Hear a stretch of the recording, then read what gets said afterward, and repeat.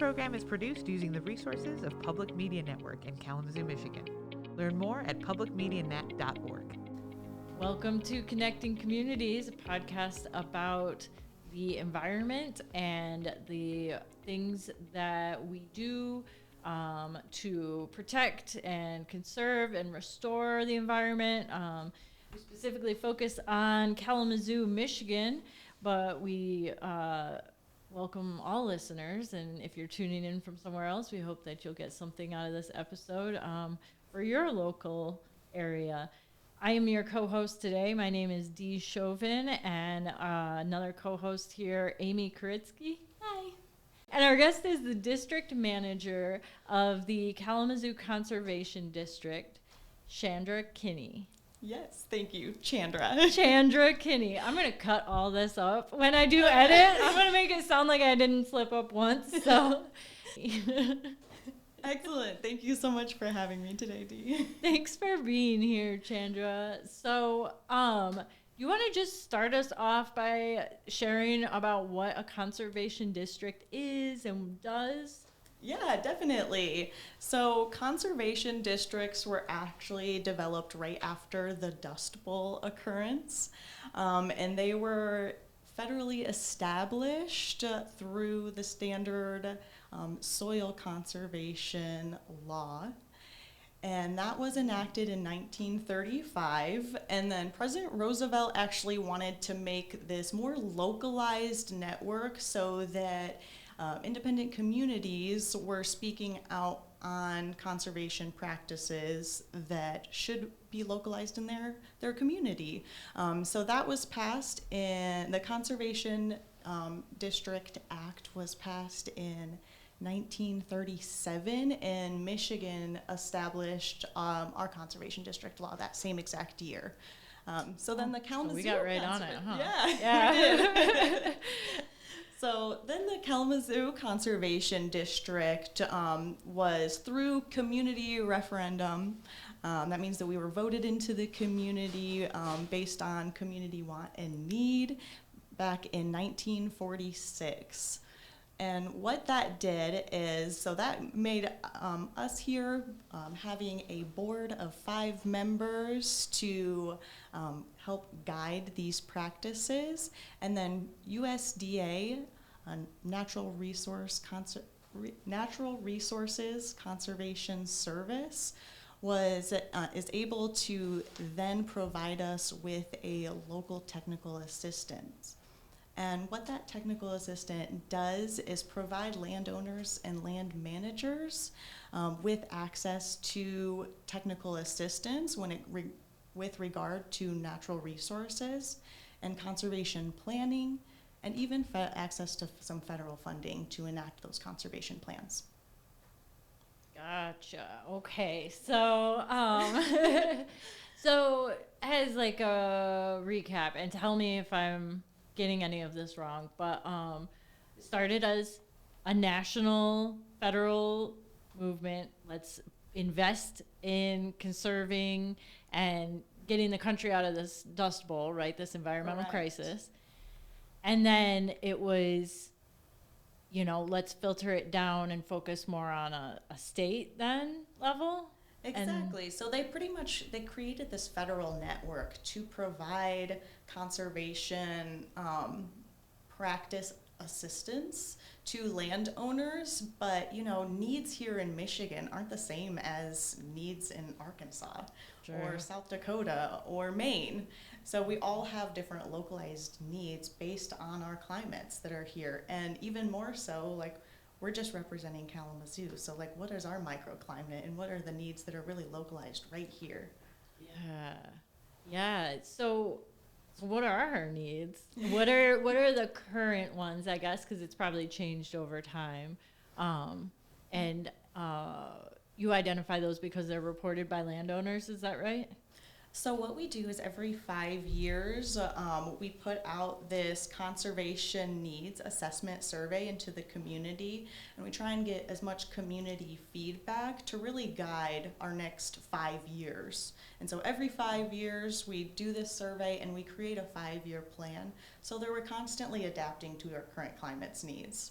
And I'll say, honestly, I've been in my role for just over a year now, and it is a lot to learn. It's a lot of hats to wear, and, I'm really, now that I feel like I have, a real good grasp of how to run the conservation district, now I'm getting into the community a lot more and really trying to engage with our community so that I can really build a good conservation needs assessment so that I can distribute that next year and we can get a lot of feedback and community input on how we should grow and where we should grow with our community services. Cool. Awesome. Yeah, I hear an opportunity for listeners in Kalamazoo to get involved and kind of pay attention to the work that you're doing so that they can participate in that needs assessment. So we can come back to that, towards the end and when we're kind of sharing information about how to get involved, if you want to let folks know where they can access that. But so you've been with the Conservation District for a year. What is one thing that you've seen? Can you share a specific story of a work that you've done in a certain need area?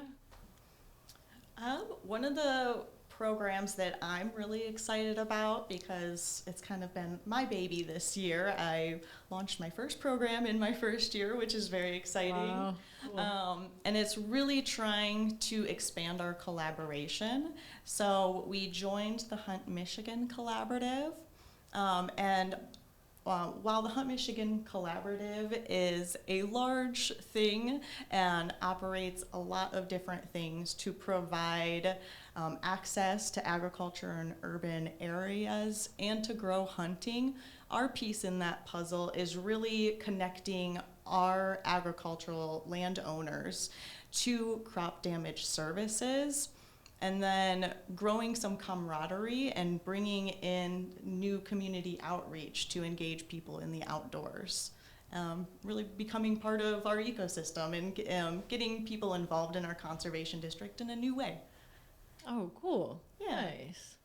Yeah, I love, as a vegan, hunters, I'm always like, there's a real, there is a real opportunity for us to connect because of our love for the natural world, right? Yeah. And like hunters do have a lot of appreciation for the environment and the nature that lives inside of it, and Definitely. And to touch on like what this is providing, we are hosting organized hunts on agricultural lands that are experiencing excessive, herds. And this was actually an initiative that started out of the Deer Management Initiative that was recommended by the Natural Resources Committee. So they identified some big challenges and obstacles that we're currently having with our deer management. And, we have an exponential growth scale on the population of white-tailed deer in Michigan, in the Lower Peninsula especially. Mm-hmm. And so we're seeing these massive outbreaks of different diseases in those herds, which is creating a lot of different disease to be spread across our grounds. These large herds are also being able to select certain things that they're eating, and they're eating entirely.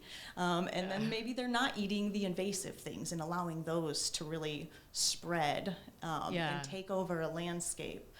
So that's just how some overpopulation of deer herds can drastically affect our space. It can completely change our ecosystem just based off of one population being so abundant. And so Totally. we're here just trying to address that as a land management need in our community at this time. Awesome. Yeah, absolutely. I know another way that you can see the effects of the deer overpopulation is like when you go into a forested area and you've got no green leaves up like 5.5 feet high because it's like everything that's within the reach of the deer has just been mowed down, you know. So that's definitely a way that you can see those impacts of that problem. Exactly. And of course, we're working with farmers that don't have a lot of current resources or people getting out on their property. So it's kind of like they built this safe haven. Right, yeah, definitely. But we're also trying to do more good with that. We're actually partnering with the DNR and Hunters Feeding Michigan to give all of the venison back to the community. So it is helping to feed our local community as well. Oh, wow, that's awesome. Yeah. Yeah, so you're really like creating an ecosystem. You know how in an ecosystem, everybody plays a part, right? And when one person experiences growth, and then other parts of the ecosystem experience growth too. And you know, you're kind of actively playing a role in that management of that ecosystem, right? Definitely. Yeah. Cool. Yeah, and that's just one small thing that we do with our programmings. As I said, we kind of cover all natural resources. Really, our mission is recently updated, and it is working with our community to protect, conserve, and restore the natural resources of Kalamazoo County. So we've been trying to do a lot of more collaboration with a lot of other amazing organizations that are doing great work. So like the Kalamazoo River Watershed Council, we work closely with them. And yeah, we're actually in a whole planning committee with them and the Rotary Club to plan the Crazy for the Kazoo third annual Kalamazoo River cleanup, and that is a lot of fun. We're kind of getting into the grits of things, and in April, me and Bella are gonna start planning some data collection so we can find some hot spots in our community and make sure that we target those hot spots and, you know, get another few tons of trash out of our watershed this year. Awesome. Yes, absolutely. Yeah. Cool. And what is, have you guys talked about like how you're doing that data collection? I mean, data collection sounds very fancy, but in my head, I'm thinking you're probably like going out and walking along the river and kind of figuring out where the messy spots are, or are you relying on other people? Like, we're actually going to be taking, we're going to get a group of kayakers together, and we're going to kayak different sections of the river, utilizing one of two tools to hopefully, so that we can do a kind of a talking analysis of what we're seeing, and that pinpoints our location when we're giving those. So we can kind of say like, okay, there's like 10 pounds of trash over here, it consists of X, Y, Z, and then it'll pinpoint us on the map. And then we can go through the river kayaking and try and get that done in hopefully a reasonable amount of time.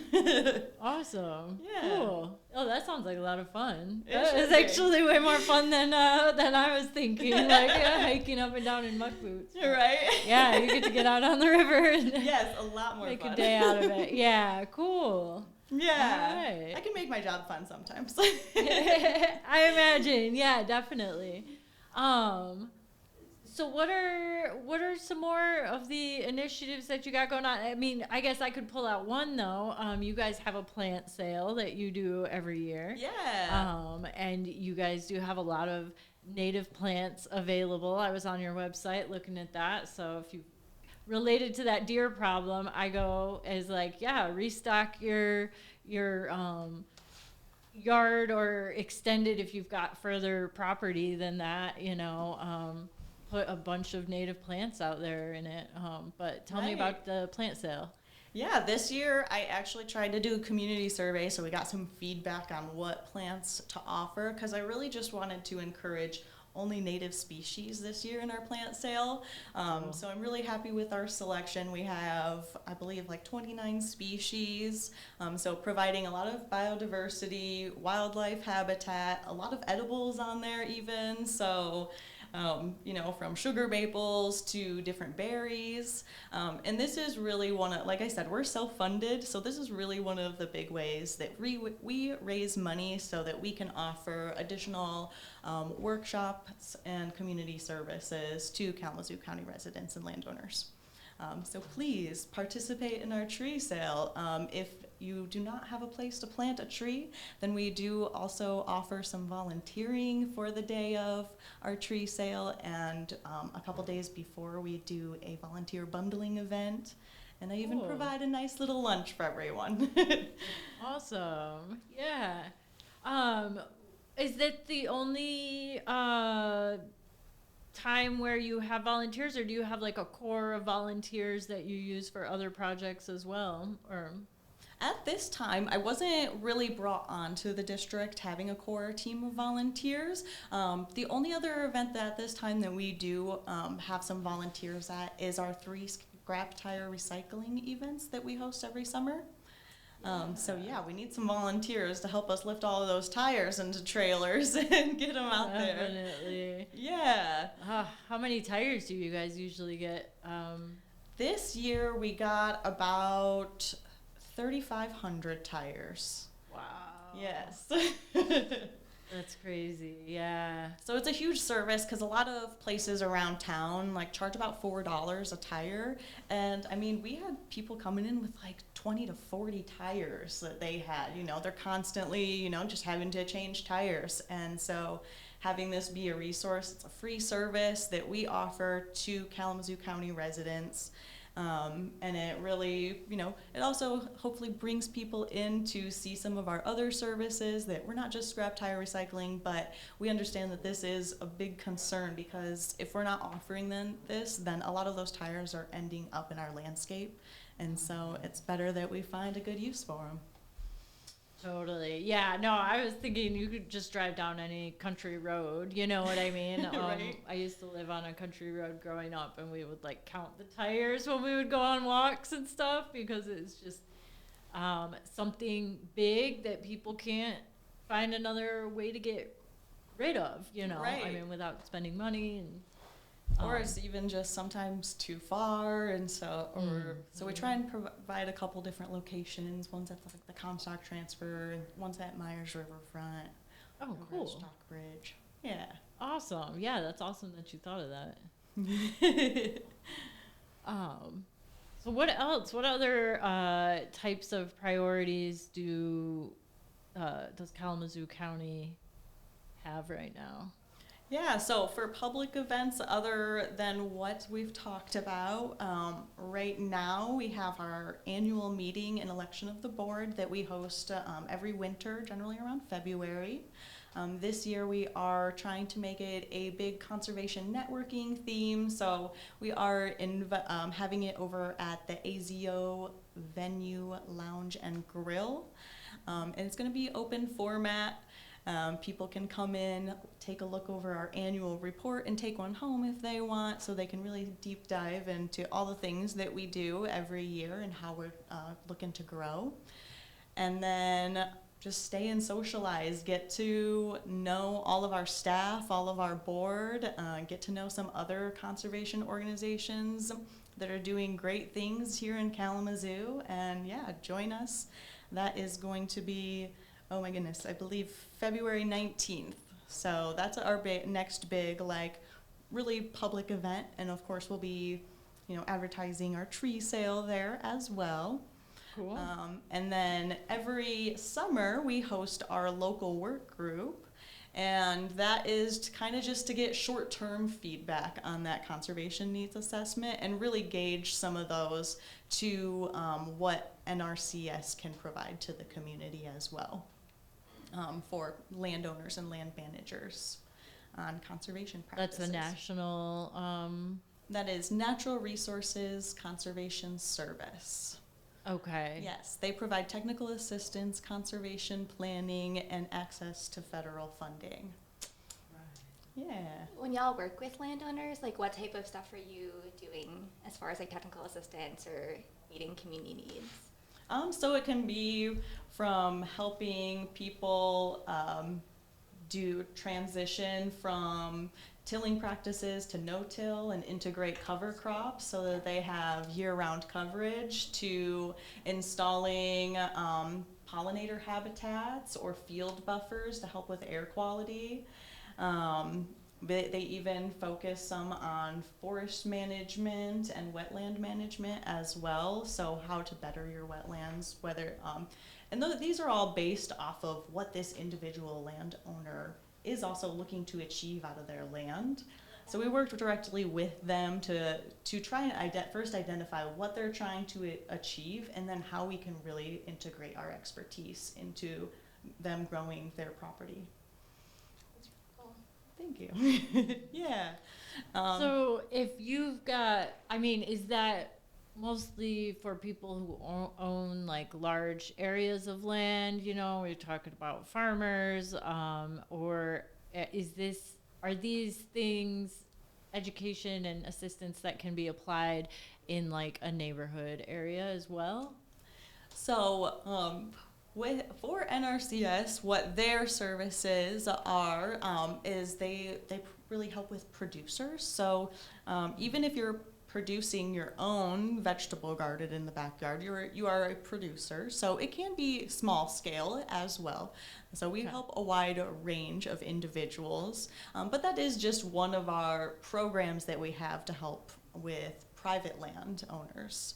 We do also have other programs like our MEAT program, our BCK SISMA, and our produce safety programs as well. And touching on kind of those smaller urban ag, our produce safety, obviously, they are working with food, anything that's going to be food, whether it's our food or our animals' food.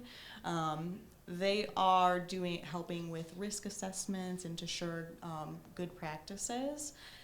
But for the southwest area of Michigan, we haven't yet been integrated into NRCS's urban agriculture services yet. So the produce safety technicians across the state have really come together to offer more urban agriculture planning and conservation plans, so that you can really help build your urban ag setting to what you're wanting it to be. So we're trying to help identify gaps that we are currently missing, and help fill those in so that we can help all producers.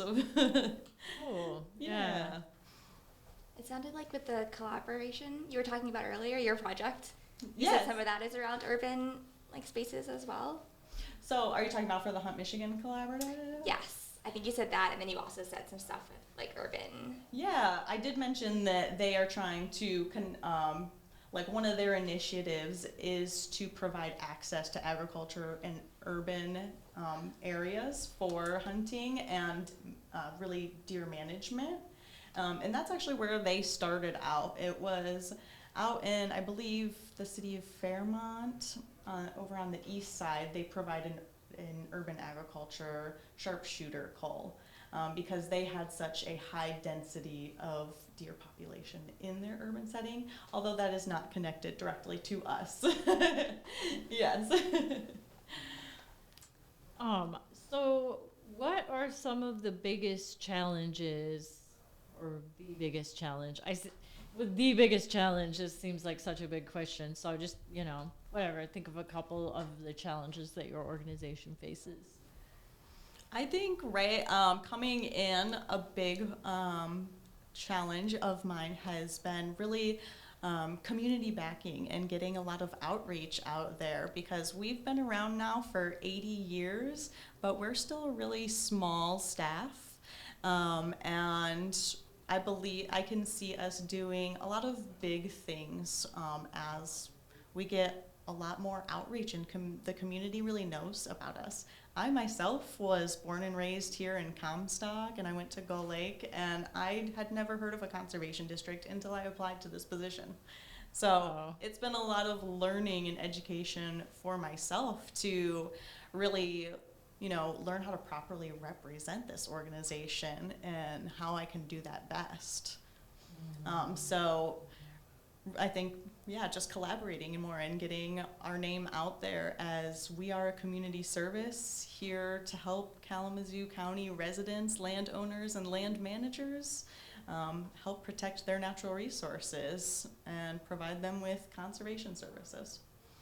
Yeah, it does seem like a problem that it's like, well, I don't know what it is that you guys do, or Right, and but- I haven't even touched on everything, so. yeah. Yeah. So, and you said that you hadn't heard of this organization until you applied for the job. So what got you to apply? What was the interest there?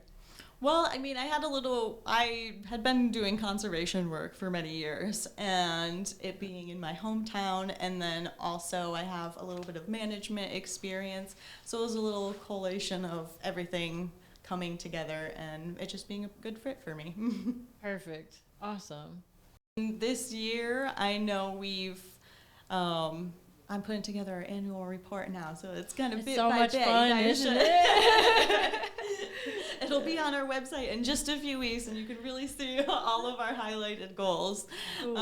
But I know that this past couple of years, we have really brought in about $2 million into conservation to help fund conservation plans in our county. So that is huge, and that's amazing.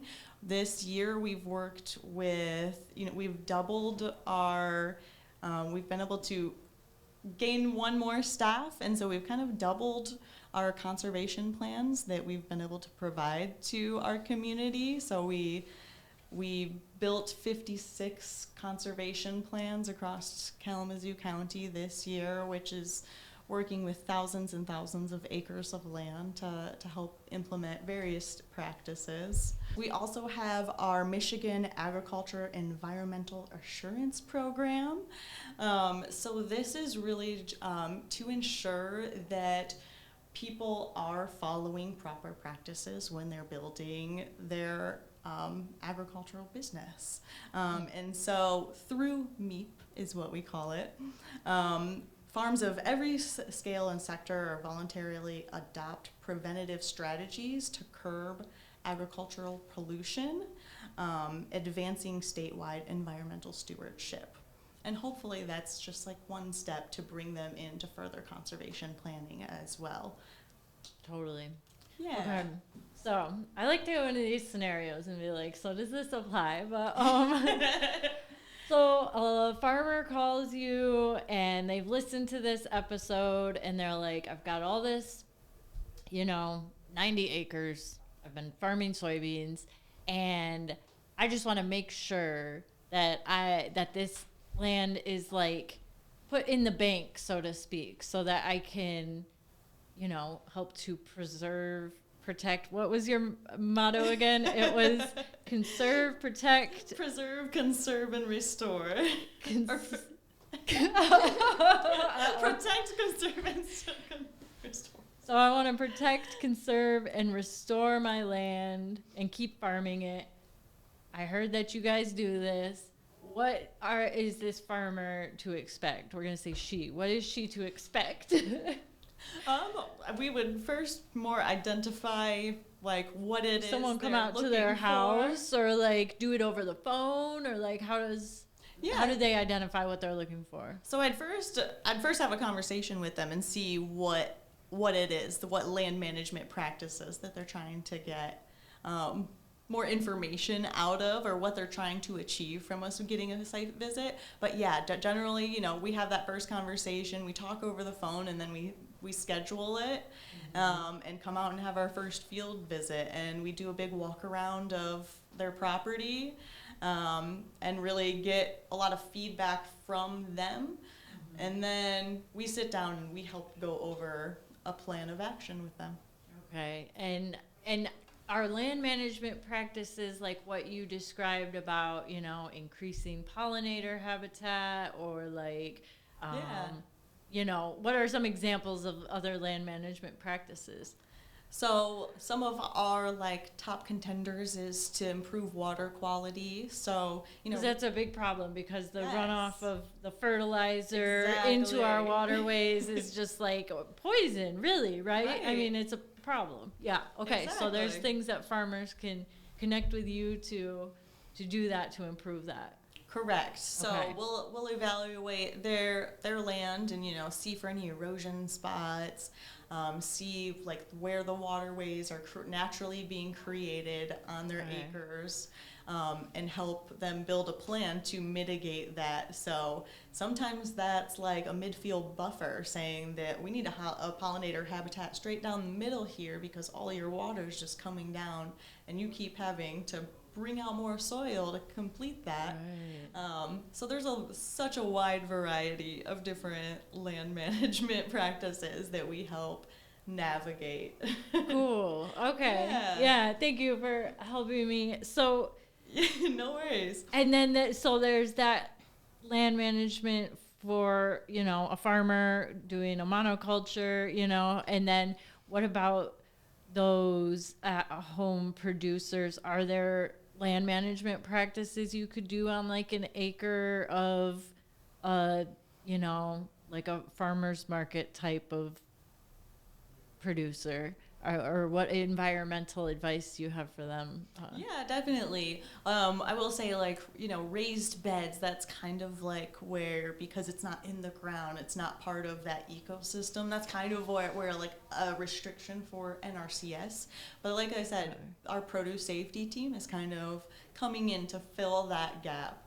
So it all depends on your level. We definitely work with homesteaders through our MEAT program all the way up through our NRCS program, and we work very closely with them to, you know, constantly on the farm with them, kind of seeing how things are moving them along, helping them implement their practices, guiding them along the way. Cool. Yeah, I like to be able to kind of really visualize this, and it makes me excited because I'm like, you know, there's a really good business case as well as an environmental and, you know, case. And I mean, the business case that I have is like, let's not totally poison all of our waterways and kill off our animals so Right. that we can survive longer and then we can make more money, you know. But Right. but I know that a lot of people are, you know, even at my job, I'm just concerned about getting through this next week before making those big plans about sustainability. So it's nice to have a partner come in and support you and all that. As far as that would be your role, coming in and supporting the farmers. Yeah. Yes, definitely. And like I said, we're also, you know, a resource for those farmers to not only the federal but also state level of, like, we also work directly with Michigan Department of Agricultural and Rural Development, MDARD. And so and they're creating this whole new regenerative agriculture program so that we are, you know, going from like ensuring that you're not polluting in the environment to like now like let's upscale to best practices, and like let's really, you know, integrate best practices into our agriculture across the whole state and see how we can do that by working together as a community. Mm-hmm. You have. I mean, maybe I'm thinking about how we started with the Dust Bowl, and now we're talking about like regenerative agriculture, and so I'm curious how. Yeah. I mean, you're in your position, but then also from like previous community needs assessments, maybe you've heard about like how the work of conservation districts are changing over time.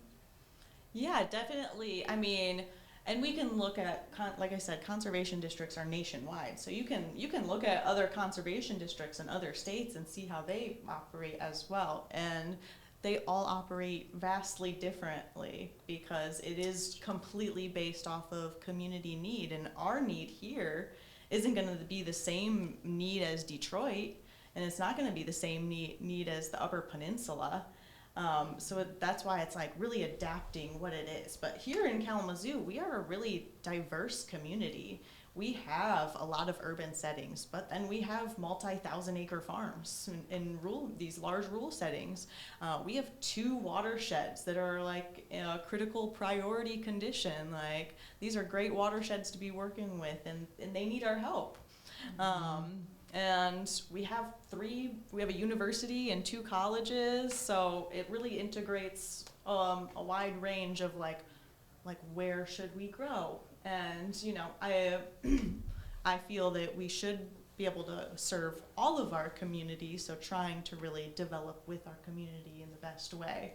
Yeah. So it's like the foundations of the Dust Bowl, though, it's like we're now adapting from just soil and water to like natural resources, and how air quality even trickles down, and those sediments, you know, go into the soil and then eventually into the water, so everything has this chain effect and everything is connected. And so kind of integrating natural resources as a whole term rather than just focusing on soil and water.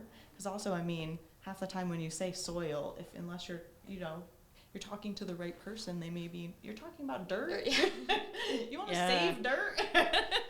Yeah. So break it down for our listeners who are not, they're asking themselves, oh shoot, what does she mean then? Because I was thinking dirt. Yeah, so it's like a really complex thing, because soil is integrated with dirt. It has dirt in there, but soil itself is a whole network of bacteria and fungi and plant roots, and so it's a whole living ecosystem in itself.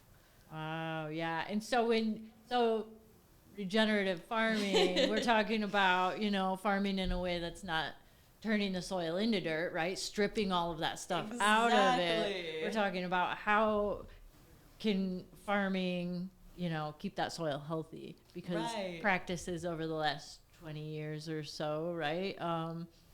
We're not regenerative. It was just stripping and taking out of the soil. Yeah, right? and the Dust Bowl really highlighted, like, wow, soil is a natural resource, and we need to protect it because it is something that we can lose. Yeah. Gotcha. So not 20 years, the last 100 years. Don't laugh at me. I'm not laughing at you. I'm thinking like more recently too. Like you said, you do these community needs assessments periodically. Every 5 years. I wonder, like, are new things entering the conversation? I mean, I'm kind of thinking like climate, maybe more kind of pollution, air pollution, water pollution. Right. But like we talked about urban has been a lot of more like how can we bring that up, as that's been a growing concern in our community. To be honest, out of our last few community assessment surveys, we haven't had a lot of community response. So that's why I'm really trying to drive our network this year and create that, so that in the next fiscal year I can launch that, and through the whole year have people collecting surveys and getting that feedback from a lot of people. I want a huge data collection set, like a huge set of data to go off of, and really be able to give you a good answer to that question. So that is one of my goals right now. But before we get too far, I should probably talk about our last program that we provide to missed one. Yes. to private landowners. Please do. So, or I guess we kind of now have 2. So we have our BCK SISMA. So that is Berry Calhoun Kalamazoo Cooperative Invasive Species Management Area. So love this topic of invasive species management. So how does that program work? Yes, so our invasive species coordinator is housed out of Berry, and then she enacts different strike teams to help with invasive species that are on the Michigan invasive species list. And so we have like a top 9 or 10, I believe, something like that, that are on there that we really look at treating. And then she also provides conservation planning specifically for treating invasive species. So, you know, in Battle Creek, they have a huge issue with mile-a-minute weed. So they have a whole strike team out there, but, you know, if someone's were to spot that, or, you know, cinnamon vine, or Japanese knotweed, some of the other big hitters of some what people know, autumn olive. Like, she can go out there and take a look at what you're dealing with, on how big of an invasive species issue you have, and really help you develop a conservation plan based off of how you want to go about treating it and what are the most effective treatment plans for that species.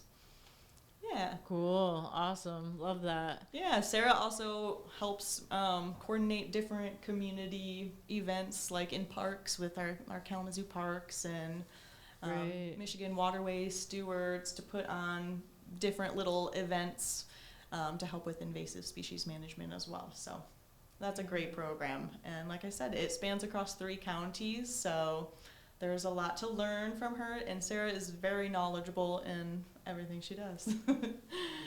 Awesome. Yeah, because that can be, I mean, I've been to some like garlic mustard pulls, but once you start talking about some of these more woody plants, it's like really tough to think about, like, how am I just going to be battling this one plant until I die? Like, what? So yeah, that's really cool. Yeah. Awesome. She also helps with things like, you know, spotted lanternfly.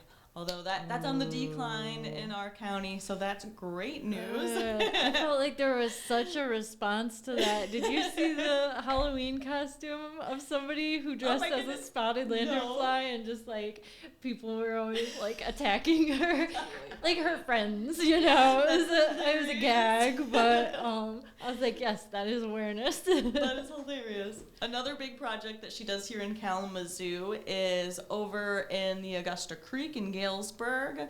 There are red swamp crayfish.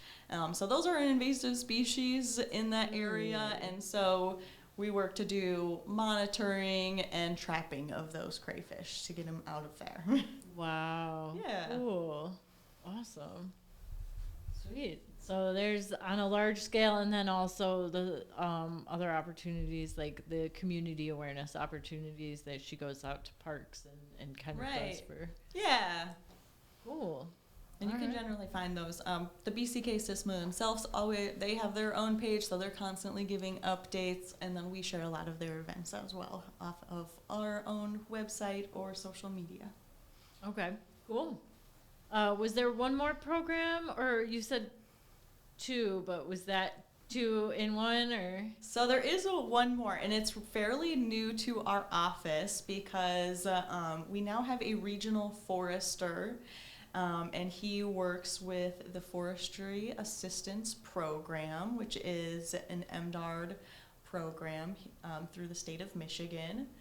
And he helps to provide forest assistance and connect landowners to various resources depending on what they're looking to do with their forest, from like prescribed burns to harvesting to anywhere in between, like invasive species in woody areas.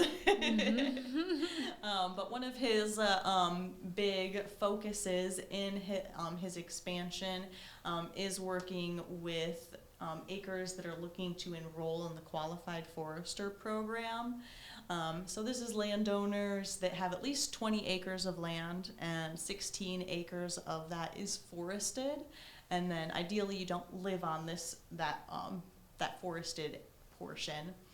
And that qualifies you for a tax break if you enroll your land in that program. And that just also your obligation on that side. So you're getting this huge tax break that's saving you thousands of dollars every year, and then in return you're saying that you are enacting this forest management conservation plan and you are following it.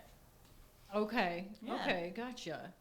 And what are some of the management plan strategies that can apply to forests? Like we talked about a couple that apply to agriculture, but are there different ones that specifically apply to forests?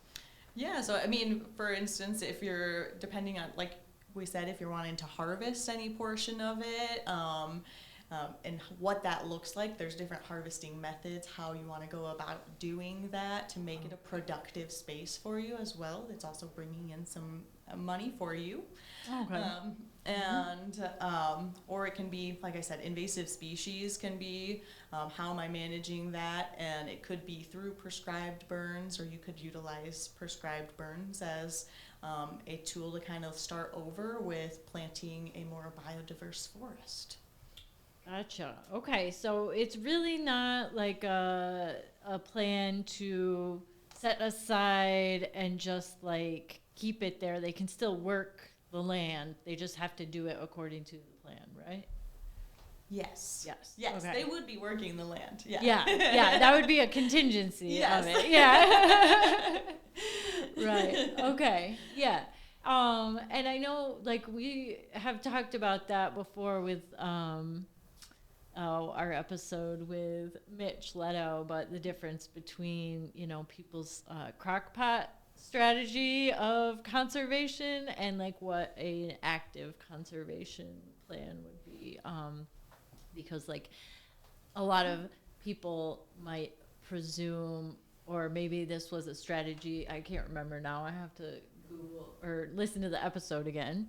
But the crockpot method would be like that it would be best for us to leave and let nature run its course kind of deal. And that would be the idea of conservation that some people have. But it's really like it's better for us to do this active management piece to preserve, so like not working it is not actually preserving it. I would say no matter what, we are, as humans, constantly changing our environment. So taking that crock pot view is almost like separating everything you do on a day-to-day basis from nature and saying that you're not a part of the ecosystem and you don't play an effect on a bigger picture. Which would be ignorant for sure. So yeah, I definitely look at land management as like, no matter what we do, if you're building a new building, you're completely altering the landscape there. So, to the overall ecosystem, is that a negative or positive effect? And if that's a negative effect, how can we create a counterbalance to that as well? And that's what we should all be thinking, that we're land managers in a way, because we are always, affecting our land, whether you're growing a garden or, you're out there planting a tree for a day. You may own no land at this point, but you should still be an active participant. You still use natural spaces. Totally. Love that. Thank you.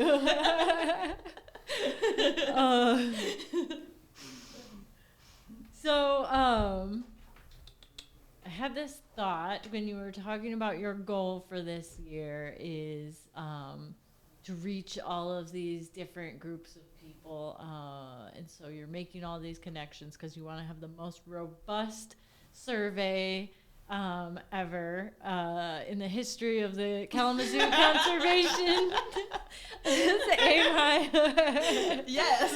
Yeah, so all of our listeners. We talked earlier about all of our listeners that you can reach with this podcast. But while they're waiting for you to develop and release that survey, how can they make sure they don't miss it? How can you mentioned earlier your Facebook or social media? I mean, really sign up for our newsletter. We send out Okay. quarterly newsletters, and that gives you, the most in-depth updates of what's going on with the Conservation District. And that will definitely be where we are going to be launching our survey first. Perfect. Yes. So yes, you right now listening, go to their website. Yes. Yes. And sign up for their newsletter so you can make sure to complete that that survey and Yeah, and give also Chandra all just the check data. out everything else, so you can get a little more in depth of everything we just talked about. Like our website's kalamazooconservation.org. You can sign up for our newsletter there at the bottom of the page, and then our social media is really easy. It's really complex, Kalamazoo Conservation District.